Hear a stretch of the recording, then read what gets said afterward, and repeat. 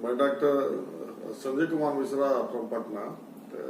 आज आप लोगों को एक बर्निंग टॉपिक जो है, एक न्यू जो इसमें जो कंसेप्ट है स्टैमरिंग का, कि स्टैमरिंग एक वात कफज बीमारी है, इसके बारे में हम आज बात करने वाले हैं कि कफ बढ़ने से किस तरीका से स्टैमरिंग बढ़ता है। दोस्तों, आप जब भी देखते होंगे कि जैसे ही आपका कफ का लेवल बढ़ता है, जैसे ही आपका नाक से पानी गिरने लगता है, आपका कफ बढ़ जाता है, खांसी बढ़ जाता है, आपका मौसम चेंज होने से छींक आने लगता है और सर्दी लग जाता है, तो आप देखते होंगे कि अक्सर आपका जो चौकिंग है, रुकावट है, जो स्टैमरिंग है, वो अक्सर आपका बढ़ जाता है। साफ थोड़ा सा कॉन्शियस हो गया, आप जब देखिएगा, थोड़ा सा ध्यान करके इसको देखिएगा कि कब आपका लेवल ऑफ स्टैमरिंग बढ़ता है और कब घटता है, तो आपको दिखाई देगा कि एक कंडीशन ऐसा है कि जब कफ आपका बढ़ता है, कफ चूंकि आपको दिखाई देता है, खांसी हो जाना, सर्दी हो जाना, रनिंग नोज रहना, छींक आना, जुकाम रहना, तो ये सब चीज जब होता है तो आप देखते हैं कि चौकिंग लेवल भी आपका बढ़ गया। इसके पीछे क्या कारण है? इसके पीछे मॉडर्न साइंस में कोई कारण इसको नहीं बताता है। मॉडर्न साइंस तो मानता भी नहीं है कि स्टैमरिंग कोई बीमारी है, स्टैमरिंग एक वो बैड हैबिट है। लेकिन आयुर्वेदा इसको मानता है कि स्टैमरिंग एक डिजीज है, एक वात कफज एक बीमारी है। और इसके कंसर्ट पर हम देखते हैं कि जैसे ही कफ का लेवल बढ़ता है, तैसे ही उसी समय स्टैमरिंग का भी लेवल बढ़ जाता है, बोलने में तकलीफ होने लगता है। फिर जैसे जैसे लेवल कम होता है, वैसे वैसे स्टैमरिंग भी कम होने लगता है। इसी पूरा सिद्धांत पर बेस्ड बना के मैंने इस ट्रीटमेंट को चालू किया, स्टैमरिंग का ट्रीटमेंट मैंने चालू किया। और एक मेडिसिन मैंने डेवलप किया, स्टैमरिंग क्योर पाउडर। उसको गाय के घी में खाने के लिए मैंने बताया कि 3 ग्राम सुबह शाम गाय के घी में खाना है।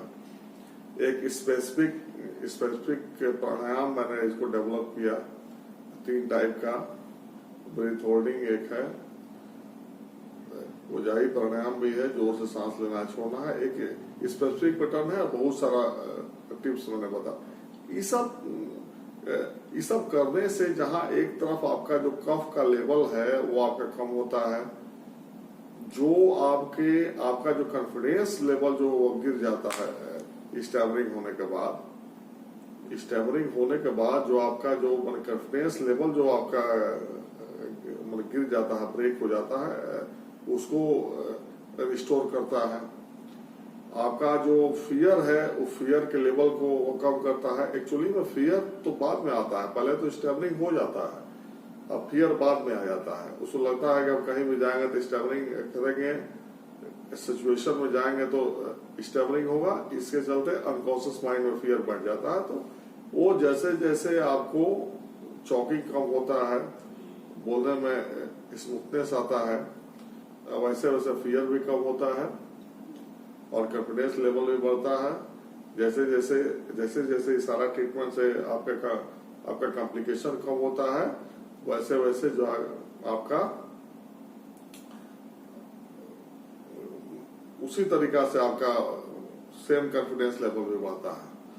जब आपका चौकिंग एकदम कम हो जाता है, एकदम स्टैमरिंग 0 हो जाता है, तो आपका कॉन्फिडेंस चरम पर जाता है। सीधे वाइस वर्सा है।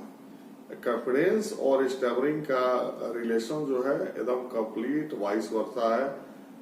जिस लेवल पर आपका स्टैमरिंग है, उस लेवल पर आपका कॉन्फिडेंस कम है। अगर स्टैमरिंग ज्यादा है तो कॉन्फिडेंस कम है, अगर स्टैमरिंग कम है तो कॉन्फिडेंस ज्यादा है, अगर स्टैमरिंग एकदम नहीं है तो कॉन्फिडेंस अपने फुल लेवल पर है। ये दिखाई देता है आपको। तो कहने का मतलब मेरा ये कि स्टैमरिंग को ठीक करने के लिए कम से कम इसको ध्यान में रखना चाहिए कि हमको ठंडा से बचना है। ठंडा वाला चीज को खाना खाने से बचना चाहिए। बहुत फ्रीज वाटर इसमें नहीं पीना चाहिए। मैंने पहले भी अपने कई वीडियो में मैंने बताया कि दही केला से बच के रहिए, जिससे कि कफ का लेवल आपका ठीक रहे, तो बढ़े नहीं। अगर कल साथ में प्राणायाम जो मैंने बताया है उसको करते रहिए। दवाई मैंने बनाया स्टेबलिंग जो पाउडर, उसको भी खाइए। बहुत जल्दी आप इससे कंप्लीट इससे बाहर निकल जाइएगा और भूल भी जाइएगा कि स्टेबलिंग कब था। फिर पहले आपका स्टेबलिंग ठीक हो जाएगा, सारा कॉम्प्लिकेशन ठीक हो जाएगा, तब बाद में डर निकलता है लास्ट में। जब आप बहुत गैदरिंग में बोलने लगिएगा, एकदम नेचुरल आपको फीलिंग हुआ कि हम एकदम नेचुरल हैं, कोई हमको दिक्कत नहीं है, सबके सामने जब बोलने लगेगा, भीड़ भाड़ में प्रेजेंटेशन करने लगेगा, जहां जहां आपको प्रेजेंटेशन में दिक्कत पहले था वहां जाकर आप अपने को प्रेजेंट करने लगेगा, तब आपको लगेगा कि हम नेचुरल हो गए हैं, कोई आपको दिक्कत नहीं है। तब आपका जो है फियर का लेवल भी धीरे धीरे कम हो जाएगा, एकदम करीब आपका जीरो हो जाएगा। ये सारा प्रोसेस को पेशेंसली करना है, पेशेंस रखना चाहिए। पेशेंस इसका मेन सोल है, पेशेंस मेन हथियार है। बहुत दिन से स्टेबलिंग का सफरिंग रहता है। बहुत सारे लोगों को बचपन से होता है, बहुत सारे लोगों को बाद में रहता है। तो पेशेंसली इसको एक मिशन बना के स्टेबलिंग का ट्रीटमेंट करना चाहिए कि 3 महीना में हमको ठीक हो जाना।